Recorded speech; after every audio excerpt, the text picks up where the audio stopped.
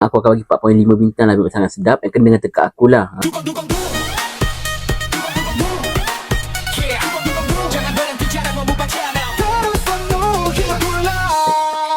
Assalamualaikum. Hi guys, welcome back to Mon Mukbang Channel. Dugu-dugu-dung.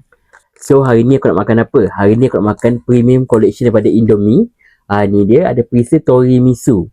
Memang orang kata ni adalah special edition daripada Indomie lah.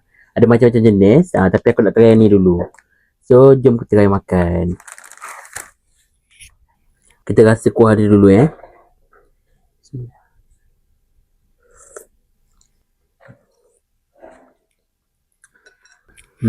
Sedap. Tapi rasa macam pelik sikit.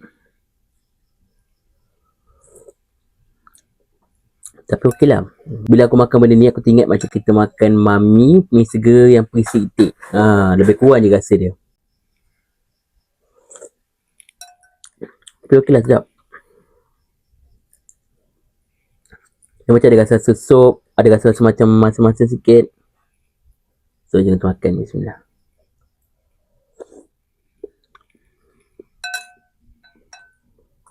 Boleh lah, memang bagi aku agak lain berbanding dengan rasa Maggi-Maggi lain. Ni okey. Bismillah.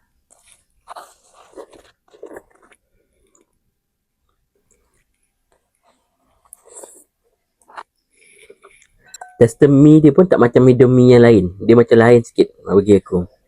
Dia macam light, tebal dan kenyal. Kalau macam kita makan Maggi, Indomie, pizza goreng ke apa, dia macam kecil sikit mi dia. Ni bagi aku tengok, dia macam tebal sikit.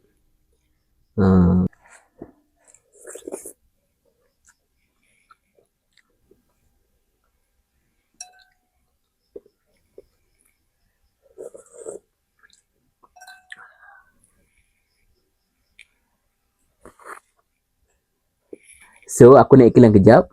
Dekat depan mata korang ni ada 5 preset limited edition daripada Indomie. Ada macam-macam preset. Kita ada Keros. Lepas tu kita ada Spicy Ramyeon. Kita ada Fairy Chiki. Lepas tu kita ada Tori Kara. Dan last kita ada Tori Miso. Ni dia. Semua ni adalah limited edition. Aku beli kat mana? Aku beli dekat TikTok. Harga RM3.90 je.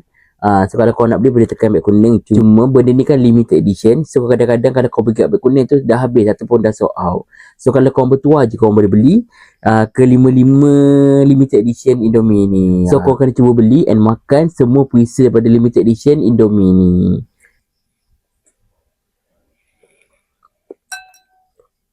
Kalau korang makan mi segera ni, korang lebih suka makan mi ke ataupun rasa kuah dia? Kalau macam aku akan lebih suka kuah. Sebab kuah ni adalah pembuka selera sebenarnya. Tapi saya cakap memang kuah dia ni sedap.